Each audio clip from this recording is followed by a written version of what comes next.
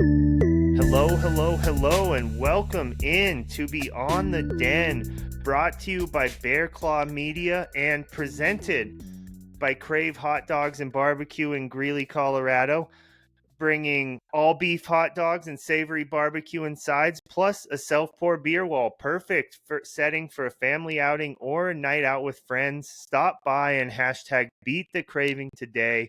Can't recommend Crave Hot Dogs, Barbecue, and Beer, as I always like to add, enough. Seriously, good guys running that place, good food, great drinks, great vibes all around. So go ahead and give them a shot. Go ahead and stop in there today. And Ben, we have another exciting week around the FCS this week. It was a fun one. That not too many like huge marquee matchups. I think we have a bigger matchup coming up next week, but just I think I have a slightly better grasp on things this week than I did last. So, how you doing, buddy? How you feeling here after week 3? Pretty good. Getting a little hungry myself. I wish I was closer to Greeley so I could stop over to Crave and get myself some of that scrumptious barbecue and whatnot. Always got a hankering for that. But besides talking about delicious and affordable things, we'll talk about some teams showing their true colors. This was a weird week. Like definitely a little bit of outside of just UNC scraping past a fellow bottom feeder in overtime. Like go Bears, but like ugh, let's do a little better this week when we start conference play against Idaho State, who played a nothing team and was 10 short of 100. Come on, break the scoreboard. It's disappointing at this point. Like, come on, you scored 69 points in the first half. Nice, but do better. I Come on, I 21 said points. Like, I said come on. legitimately, Ben. I said that word for word on the radio last night when we were listing off halftime scores of the Big Sky games. I was like, Idaho State is 69 points at halftime. Nice. So great minds think alike, buddy. Yeah, so shout out to them. Shout out to Idaho. If it was ex Idaho, I feel like this would have been a win. I feel like the Idaho of new is just a step behind getting an FBS win. San Jose State, wow, taking a real fall from grace. They were slated to be fourth best in the Mountain West preseason rankings, and they are almost the worst team in the conference, but they're not. It's okay. They're CSU. Um, and then we have a weird contest. Montana State, um, trying to be a passing team, doing it poorly, ultimately just giving way too much love and way too much, um, you know, hope to Mercyhurst, a transferring up team. I believe they're in year 2 of transferring up, 17-0. Like just a disgusting showing. I fear this is going to be horrible for Montana State's rankings. Not that, those guys over there necessarily give a shit about that, but Lamson and company did not look like a scary or formidable team to any degree. So for this going into next week when we start conference play, I don't know. I think that's going to get a lot of different thoughts on Montana State. Yeah, I saw a tweet that was like comparing the Mercyhurst scores, and it was like, it was like, are Sac State and Montana State just bad, or is Mercyhurst actually fairly decent? I actually that may have been from James Singleton, Redshirt Sports owner founder, but it made me think, and I that we'll talk about it a little bit later, but that made me more encouraged about Sac State's win over them. Obviously, looked very different from this Montana State win, but maybe Mercyhurst has something going as they're moving up to FCS level. I'd like to say that as well. I felt like they had a respectable performance against Sac State. It did get a little bit close there for a while, even though there was some good distance, but they closed a otherwise large gap. So I think shout out to them. Also, a 15-24 loss to Youngstown State. Not the Youngstowns at their blue blood prominence that they have been in past decades, but ultimately a good loss per se. And then taking first year transitioning up New Haven to the woodshed 48-14 in week 2. Mercyhurst might be scrappy. I think they're going to have a little bit of a fake or a false confidence going into their away game this week. South Dakota State getting them at home. That's going to be a wood chipper for them. But Are if they these perform are decently. these all money games for Mercyhurst? Like, why are they playing just the top of the top here this year? Like, why are they taking on such a tough schedule? I don't know. I think it might be more of a damnation on us in the valley. Are we kind of doing the Big Ten SEC thing where it's like, we'll take a cupcake. We'll we got an open week. We'll have you up here. Why not? Yeah, that's fair enough. Honestly, you need games, and I bet it's probably you take them where you can get them, so you don't have to schedule the Lincoln Californias of the world. So Yeah, seriously. Also, let talking about Fall from Grace, Incarnate Word. that was probably the game of the week in the Big Sky. Maybe not the most entertaining because I on even a 26-23 UNC Houston Christian game is just weird and fun. It wasn't as fun when you have a rooting interest, but it, Northern Arizona beating Incarnate Word 31-23.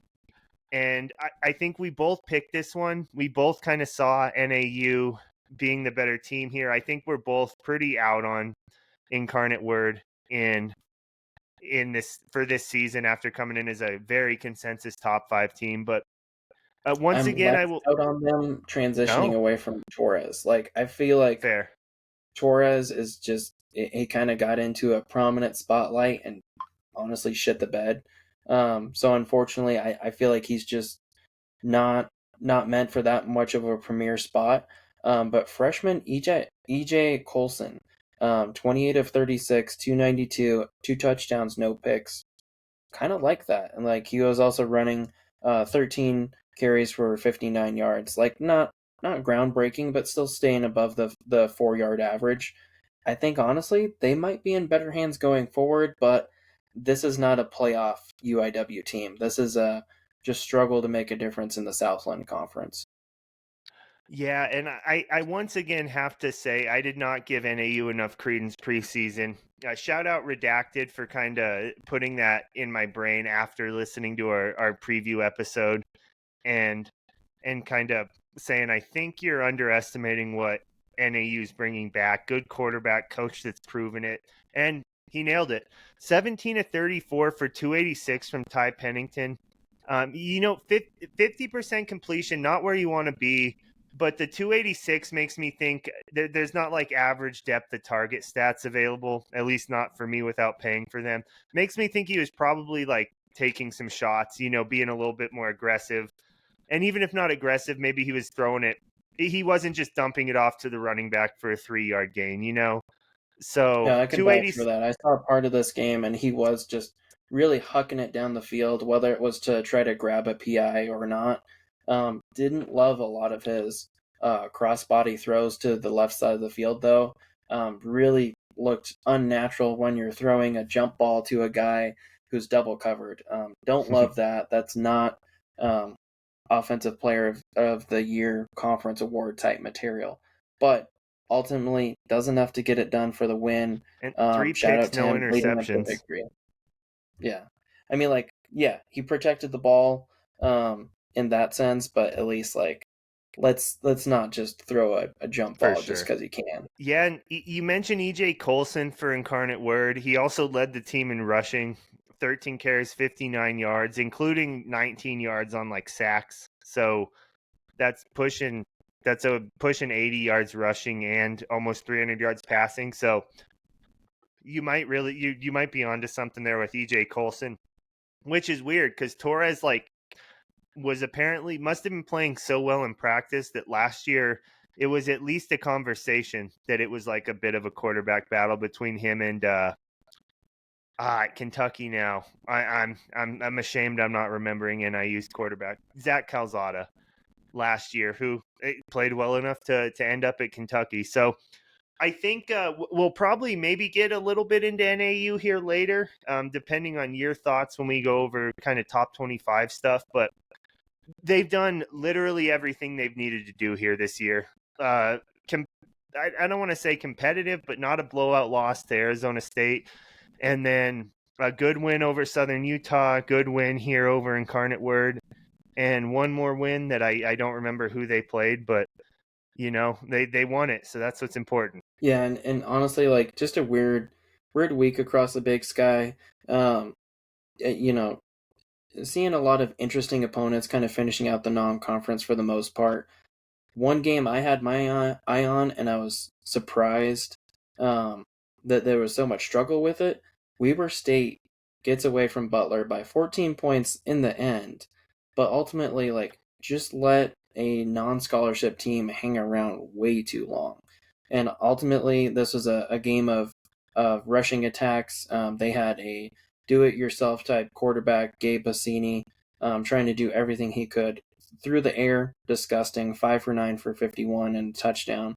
But on the ground, he was a real threat. 23 for 175 and a touchdown, doing all he could to upset the Wildcats.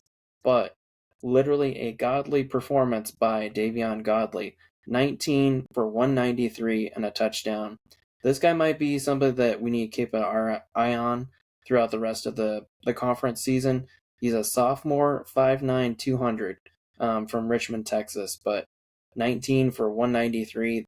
I get it. It's a non-scholarship school. It's a bit of an asterisk, but even so, almost cracking 200. That's a significant performance. So shout out to him. Shout out to Weber actually getting on the board with another win, because I think we're all a little concerned after they barely, got away from McNeese. Not sure what to expect from this team, but it'll be a bit of a tough sledding next 2 weeks. They get Davis on the road, and then they host Sac State. So we're gonna see what kind of material the Bob Kitties or the Wild Kitties are made of. Too many cats in this conference. You know what? You're right. Because that's not even to talk about the I'm a Bengal cat guy, but kitties there's too many cats. that were, yeah. So there's a couple other. We touched on most of the big ones. I agree with you. This Idaho team feels like a step down from where they were the last couple years under Eck. I think that's ultimately expected. I don't think there's a person who really you can only be so critical of Jason Eck, especially watching him do it very similarly at New Mexico. So not even to say that the current staff in there at Idaho is bad, but they just have really big shoes to fill, because that was a good result. Like, even if it's a disappointing San Jose State team, they're still an FCS program, more scholarships, more resources. So, and a very, very accomplished coach in Coach Ken, who is I can say his last name, but I don't remember how it's spelled, so I can't say it right now. But coming over from Navy, but I'll run through kind of some other ones, and you don't have to stop me, but if you have thoughts on the game, just chime in and we can talk about it. UC Davis 50, Southern Utah 34. Very encouraging that UC Davis scores 50, and Southern Utah feels just like a constant receiving votes team to me. Like their schedule, bad loss to San Diego, but decent win over Idaho State, and played both UC Davis and who'd they play last week? There was another. They played one other Mountain West team very close. So, any takeaways from that game? Yeah, running backs. As much as this was kind of a gunslinger conference for a little bit of just air raid, just murdering through the air, this might be a little bit of a shift of just running back central. Jordan Fisher has had a great year so far. In the Southern Utah game, he has 12 for 170 and 2 touchdowns. Carter Vargas, he kind of came out of nowhere, sophomore from Santa Maria, California. He had 6 for 136 and 2 touchdowns. So just those guys alone gave no chance to Southern Utah whatsoever. Already, Jordan Fisher's at 33 carries for 287 yards and 3 touchdowns with an 8.7 average on the year. I think we need to keep an eye on him. Our friend Sam Batu not having a great start to the year, kind of 3 for 45. Ultimately, like a good overall season record of 9 for 147 and 2 touchdowns. But UC Davis, like, they show up big, but they also allow a lot of stuff. So they're weird. I would say they're an upgraded version of Southern Utah. Like, they do a lot, but at the end of the day, it doesn't matter. That's a good point. They're like Southern Utah 1.2, because I don't even want to call them 2.0. I think, again, we'll get into it as we kind of go a little later on. I'm lower on them than consensus. I don't see them as a top 10 team, but also there's a lot of very much uncertainty kind of in that. Really, I'll start it at 6 now. I'll start it at 6 on. Like, you can probably have a whole number of teams. Which brings me to the next one. Montana 63, Indiana State 20. I was not sold on the Grizz coming into this one. Indiana State, we've compared to UNC with kind of where their program has been historically, but they were respectable early this season. Montana State just drubbed them. Montana just absolutely shit canned them, mollywopped, boat raced, just fucked them, kind of. It was a bad one for the Sycamores, and I'm a little more sold on Montana than I was coming into this week. I mean, shout out. I want to go back and watch what number 9 was doing. Nick Osho, 5 carries for 134 and 2 touchdowns. I need to see what that kid was doing against Montana because that is a sick fat stat for sure. Um, yeah, I'm not sold on Ayat. He had a great game statistically. Indiana State, kind of like you're saying, bottom of the Missouri Valley. Not exactly a marquee win. Not exactly killing it there. 22 of 27, 313 and 2 touchdowns. That's awesome. But again, look at who you're doing against. Yeah, Eli Gilman also. I don't even know. That can be a conversation. I don't want to do it this week because I haven't even thought about it. But Gilman's played up to the standard of a Big Sky Player of the Year offensively. So he looked good again. Had 13 carries, 120 yards. Classic. I saw like highlights are what you want to make of him, but he had a sick play where handoff to the left, just put his foot in the ground, basically 90-degree angle, turned right, and just scored easy. Very explosive. So I think Montana's you're gonna have to deal with them. As much as I was low coming into the season, combo a schedule, and they are a little better than I think I thought. So you have to worry about them, which is unfortunate. And for comparison, our offensive player of the year consensus, I think across all of the Pirate Radio votes, was Adam Jones, and against Mercyhurst. Again, not shitting on Mercyhurst, but theoretically a lower quality opponent even than Indiana State per se. 12 of 44 for 1 touchdown, and through the air he had 3 catches for 31 yards. So just respectively, like Jordan Fisher and some of the other running backs in the conference, making a lot more noise than our star boy favorite. Yeah, and it's always tough because I think it's very FCS. I like a lot of the voting because there's not the groupthink that there is at the FBS level, where you'll see like South Dakota's 12 in one poll and 20 in the other. But I think with some things, it's very easy to get groupthinked on. And sometimes it's right to feel that way. And I think Adam Jones was that way coming into the year, but still completely wide open. Which takes us to we could choose any of these because none of them were too compelling. Stephen F. Austin beat Cal Poly 35-17. I see that as a good result for Cal Poly. They hung tough against what I think is a top 25 SF Austin team. I think they're receiving votes in a couple of the actual polls, but Cal Poly again showing they're not the doormat that they kind of have been for the past couple of years. And Sac State 45, Central Arkansas 16. That's as somebody who has a lot of Sac State stock, love to see that, especially a UCA program that's been pretty solid the last couple of years. Just going back to Cal Poly, like I think the biggest thing that this game shows, obviously SF Austin, pretty good team. You have them in there in your top 25 for sure. I respect them. I'm not sure I'm going to have them in my top 25, but definitely a team to watch for sure. I think the biggest thing this says is we don't know what Cal Poly is, and I don't think they have an identity yet. Like, sure, they had a fantastic start to the year, putting rival San Diego on the sidelines, really just taking them to the woodshed per se. But they don't have an identity. Like, they just had a great week against Western Oregon, but outside of that, like having a good game that you should have had, and then you come out and you get basically lapped by a team that's doing pretty good, but not necessarily like top of the heap, not necessarily playoff push team that we can lock in quite yet. it just says that you don't know who you are yet.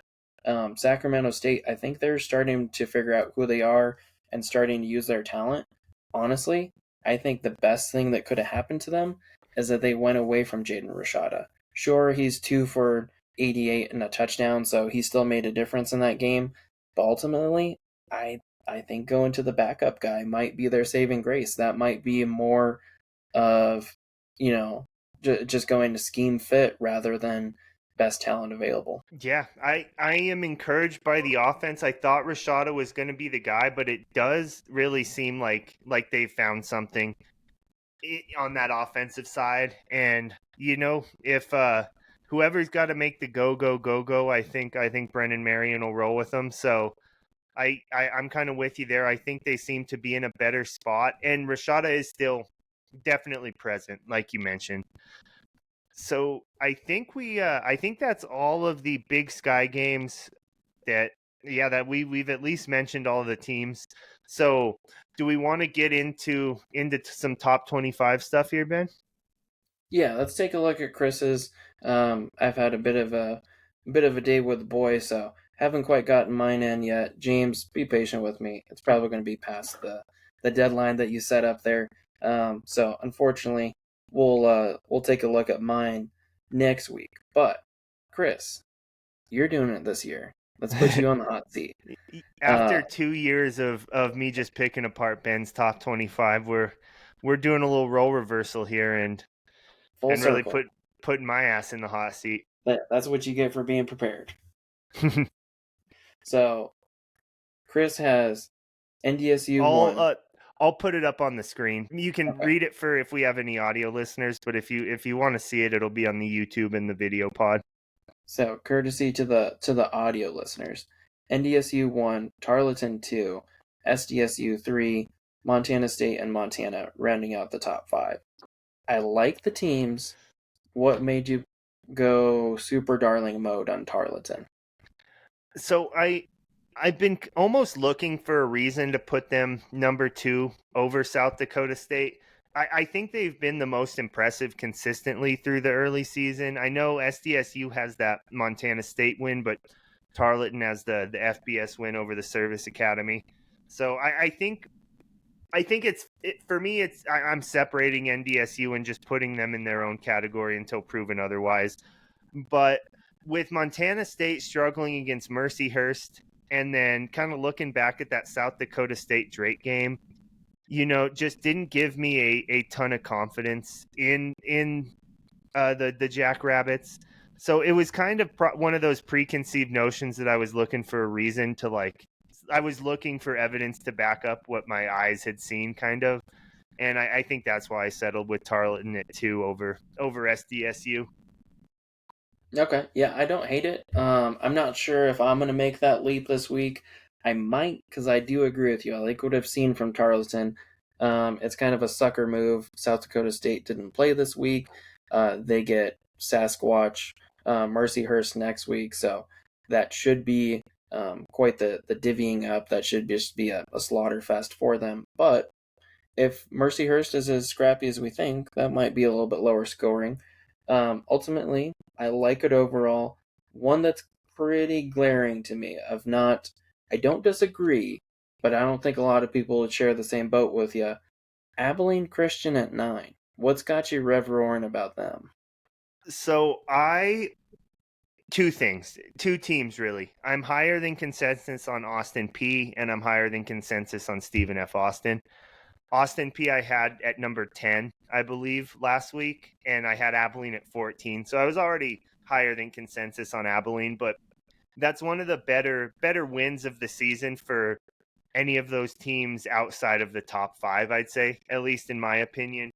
And then I still think that Stephen F. Austin, if they play that one again, I think Stephen F. Austin could win it.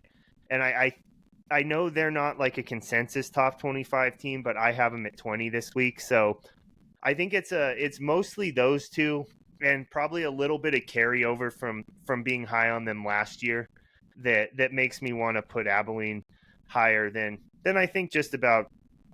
I'm not going to say I have them the highest of anybody if we look through the red shirt You polls, but might. You I might. might exactly. So plus, It's possible. I don't disagree with the love. Um, I I can't personally justify them being in the top 10. I don't think.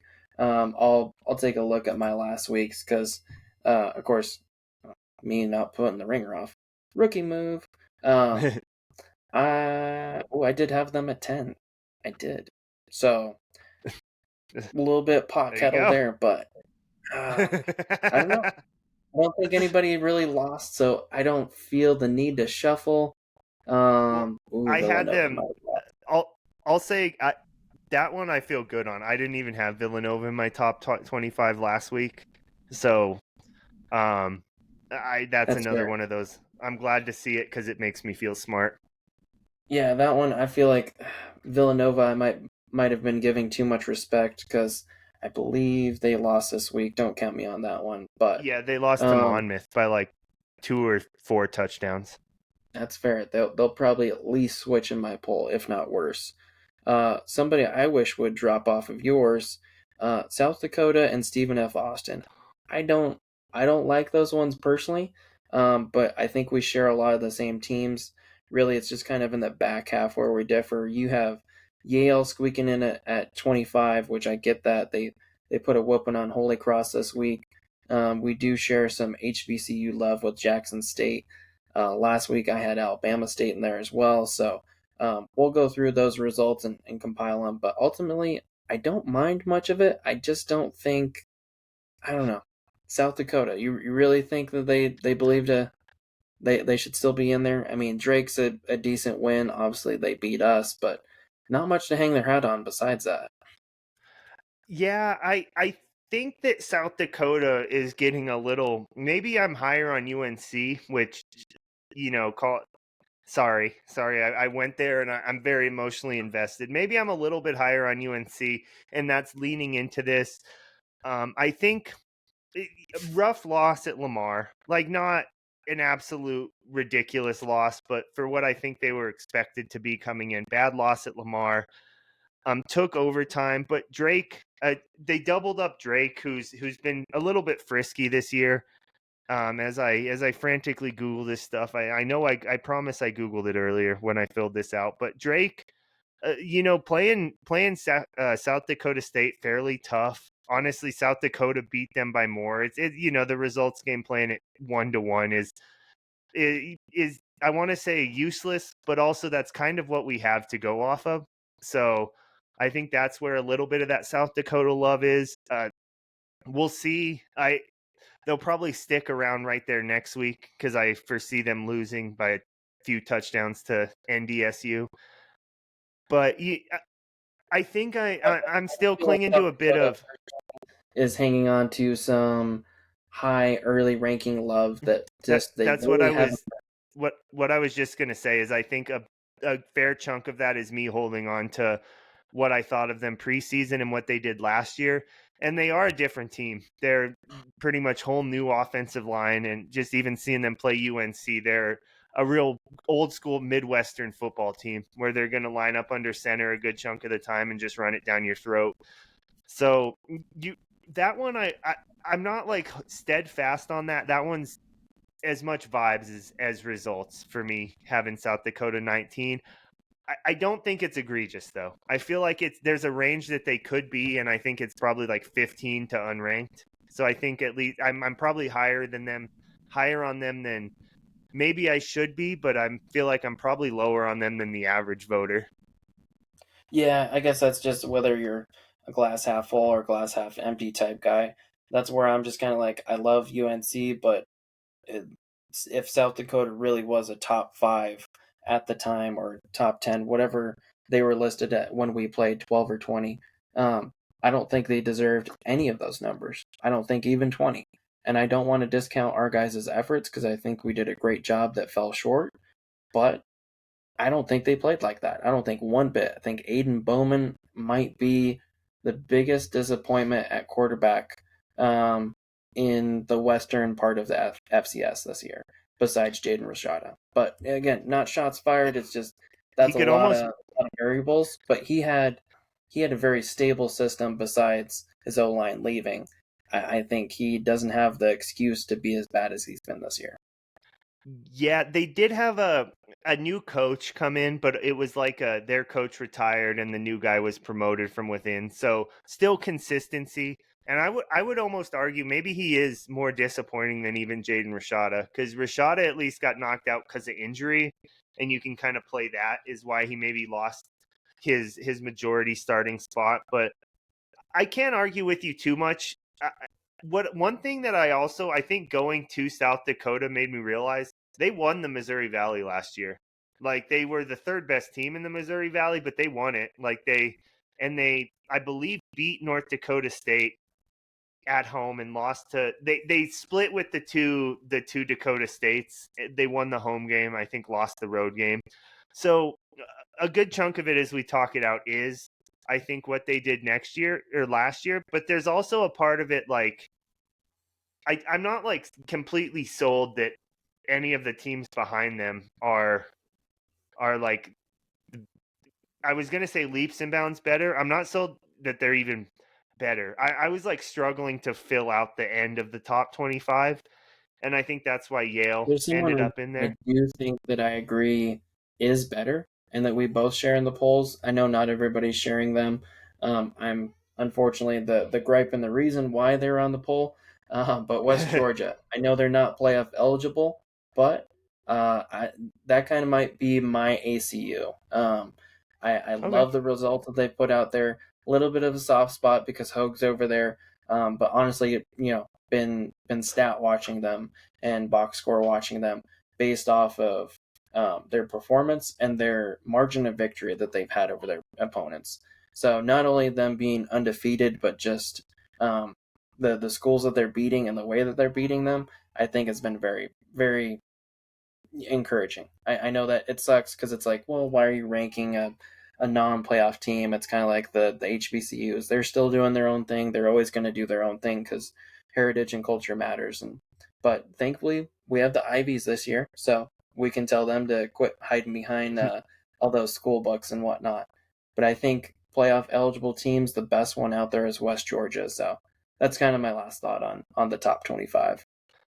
Yeah, I can't argue with them or with you. I think they're probably lower than maybe I don't want to say lower than they should be. I have them at 21. I think that's the range that they're probably in most people's eyes.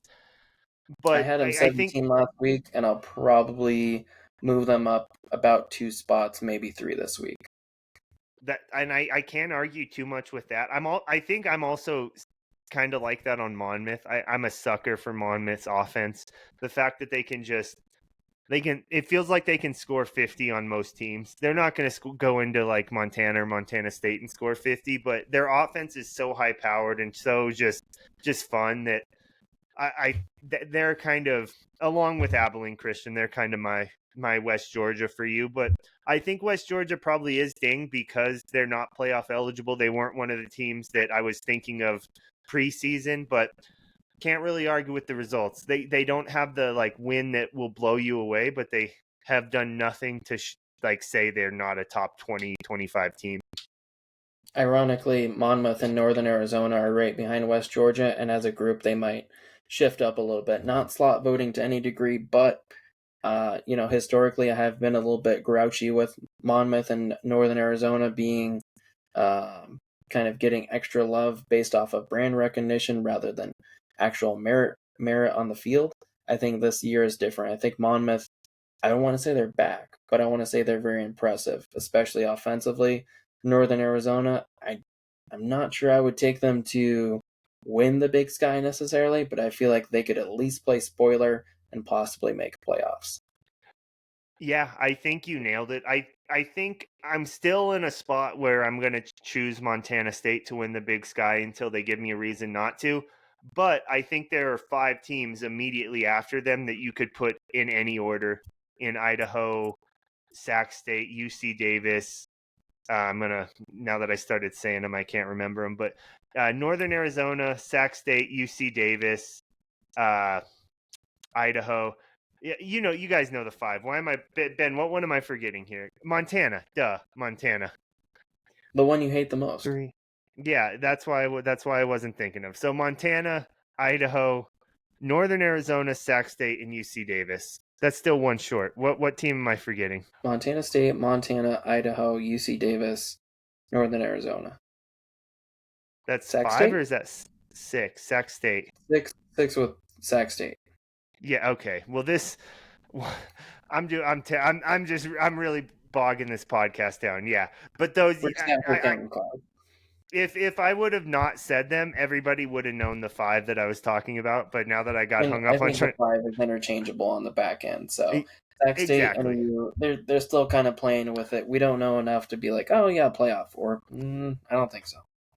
Yeah, so I have Sax Northern or Montana's my fifth team. UC Davis is 18th. If those two played today, I couldn't tell you with certainty that Montana would win. So Right. I agree. Those five feel very. You can shake up the dice in a cup and roll them out in whatever order they come out in. So Right. And talking about those 5, let's see what they're playing this week and see look look whether they're at going to come away with a win or a loss. look at you going all host mode on me here, Ben. That's But I was looking for the before we do transition that, myself. let's talk about our friends over at Crave Oh, Barbecue. buddy, You know, what would I do without you? Todd and Heath with the fantastic Dave and Buster style beer wall. Choose however many beers you want per ounce. Put it in a cup. Make a suicide cup per se if you want. Put a couple different beers together. Don't tell the beers that you chose that you did that. But if you're having a wild night, yeah, mix it up. There's naughty bingo. There's family friendly bingo. There's all kinds of different stuff over there. They Couple have great poker game nights a nights, week, poker nights, at karaoke if you're brave enough or drunk enough, responsible drivers. But, which you can get drunk enough at Crave, Ben. That's the beauty. right?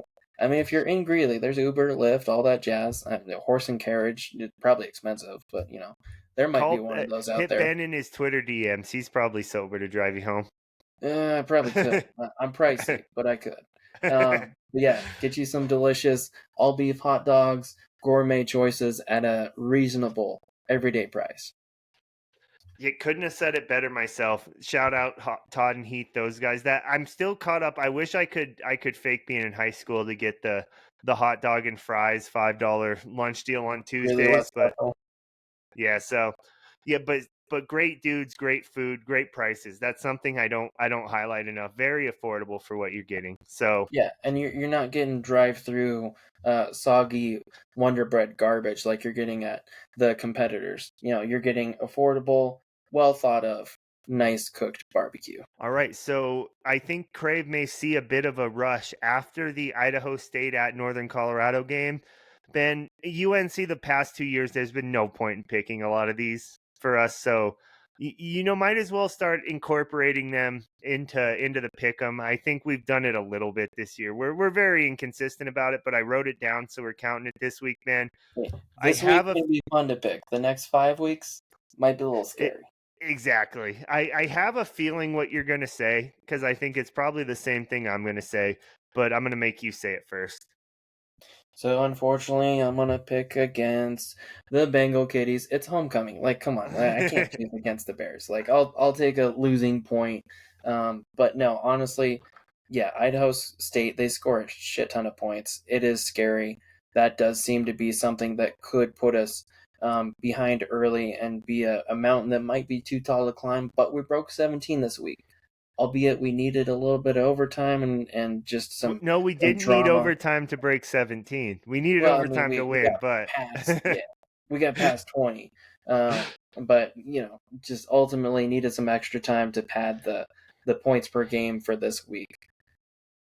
I just feel that quarterback room bad juju. I feel what Idaho State's going through. I know Jordan Cook is somewhat available. Harson is kind of slated to be the starter. They might be a little bit of a 1-2 punch just to make sure Harson doesn't get overwhelmed and Cook doesn't get more hurt than he already is. Ultimately, I think that's a horrible system to be on. We saw how disgusting that was last year. I think the Bears' running game is very interesting and very productive. I don't think we expected the defense to be putting up as much of a fight as they have this year.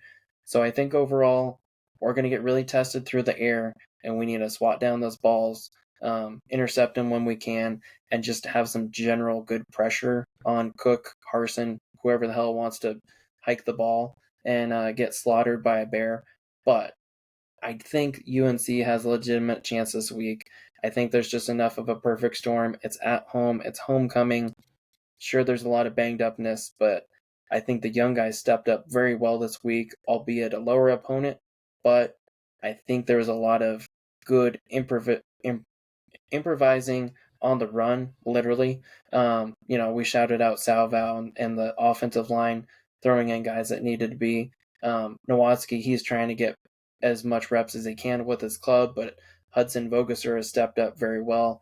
I think just as a whole, the secondary, as much as what left them or left in the spring and whatnot, I think they still showed to be a very scrappy, very determined group. So ultimately, I like UNC.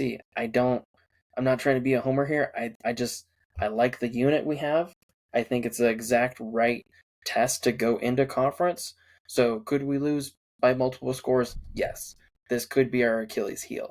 But if we prepare and go after the opponent and play their level like we have the last couple weeks, I feel like we can rise above that. Gibson needs to get his head clear, and the defense needs to not allow anything over the top.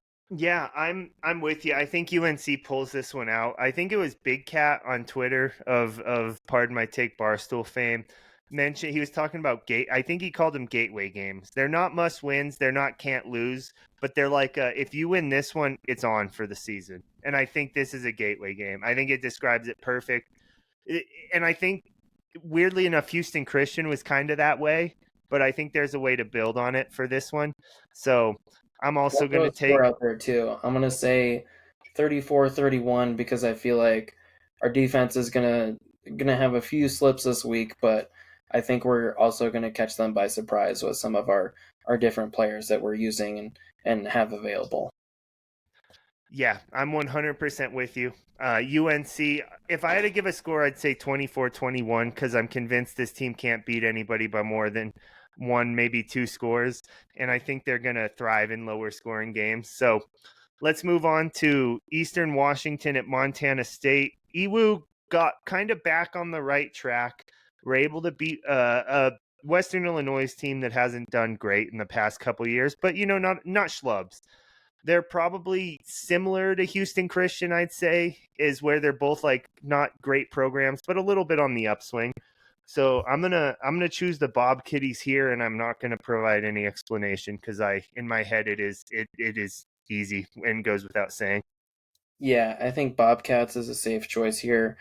Eastern got their first win of the season last week as well, and not exactly a marquee win per se either.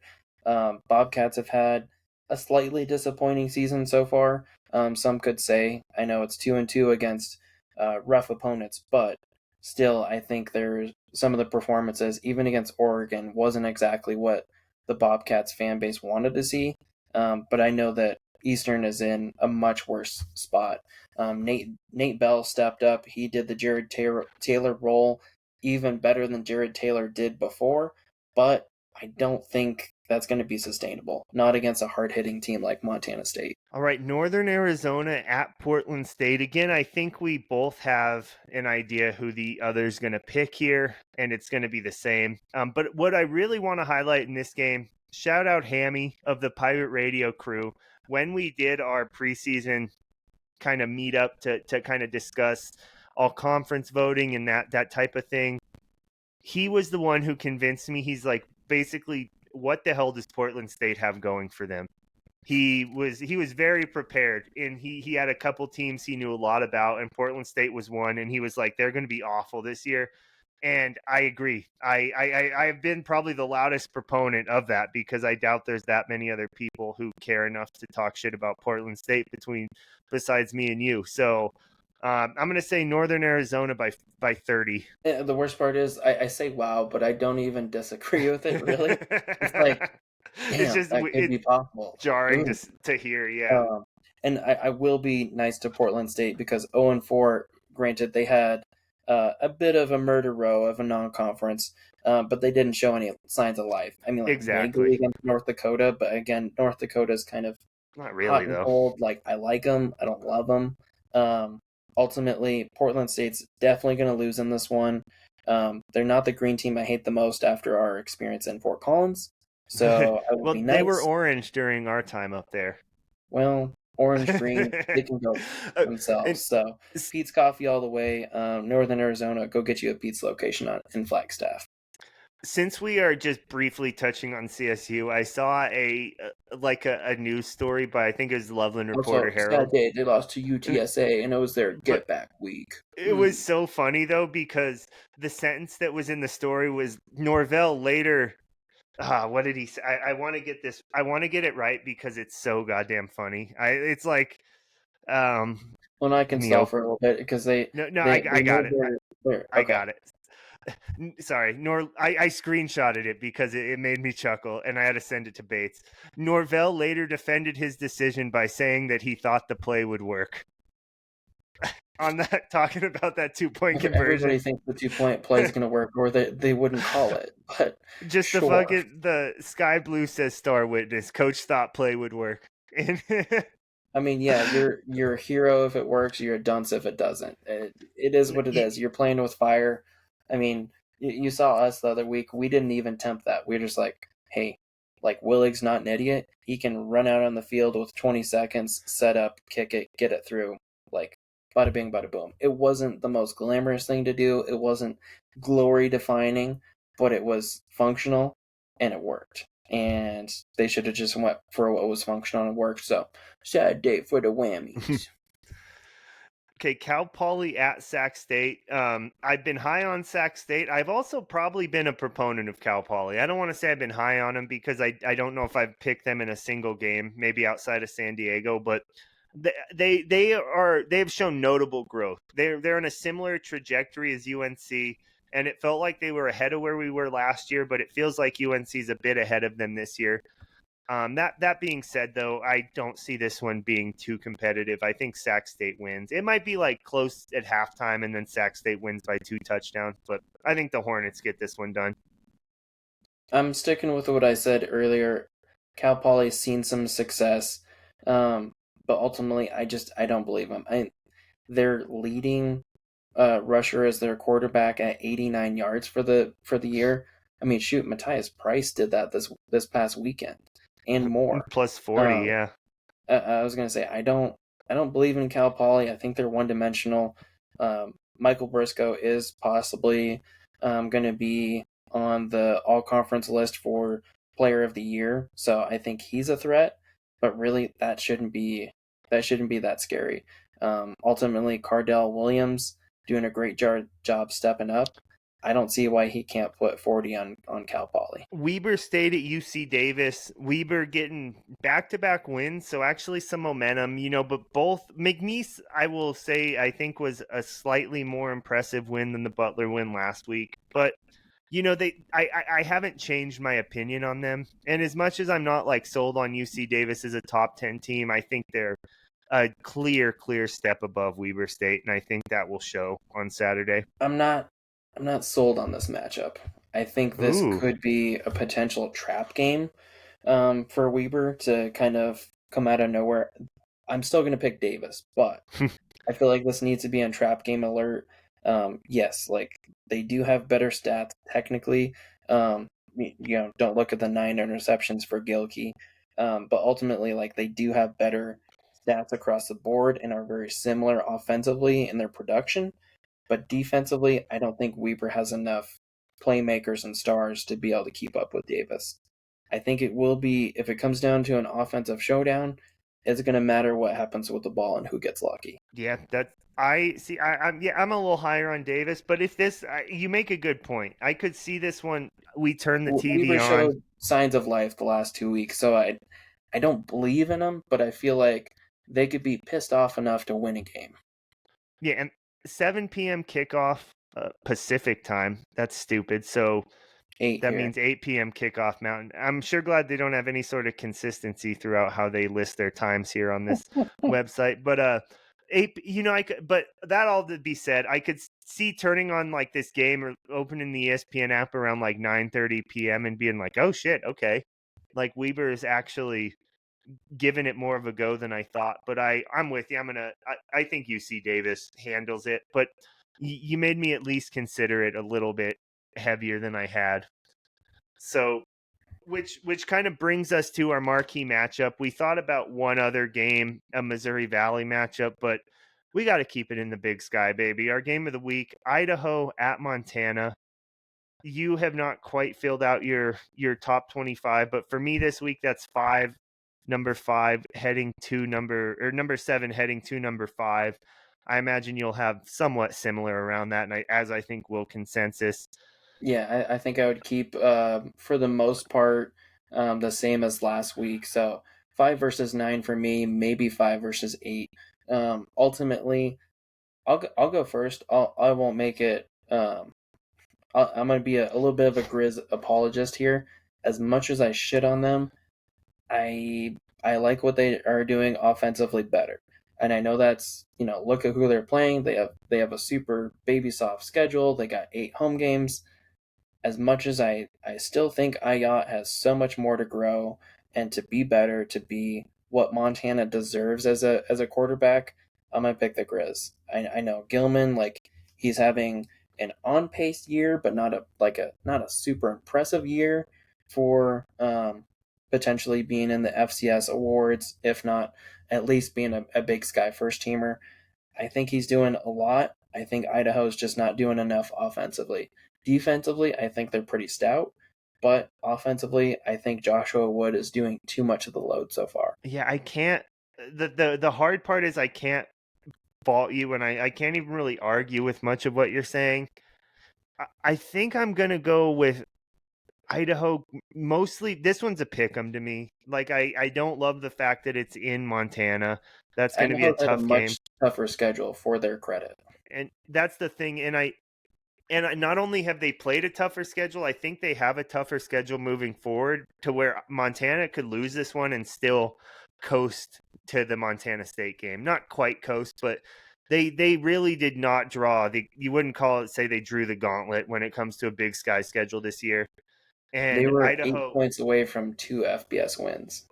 yeah, exactly. So I'm not, like we've talked about, this Idaho team feels like a step down from when they had Eck, but the Fighting Taters are still, I think, at very worst this year, a top 15 team. Like they're I don't want to say they're like a guaranteed buy or anything, but they're not far off from that. So, or not a guaranteed buy, but a guaranteed seed, which I guess whatever. But I think Idaho's still a top tier program.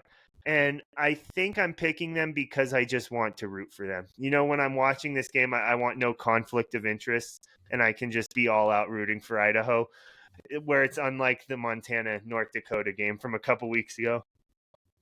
Yeah, Chris doesn't have to cheer for Cameron Dicker to keep on getting points in fantasy and ultimately kill the Broncos, but you still won your fantasy game this week. Oh, sounds like that's a personal one, Ben. A Yeah. little bit. A little bit. All right. Any closing thoughts on the FCS? Yeah, No, I didn't think we hammered it very hard and very well. Across here. across the board, I think that's a great peek into the landscape of the top 25 and the Big Sky.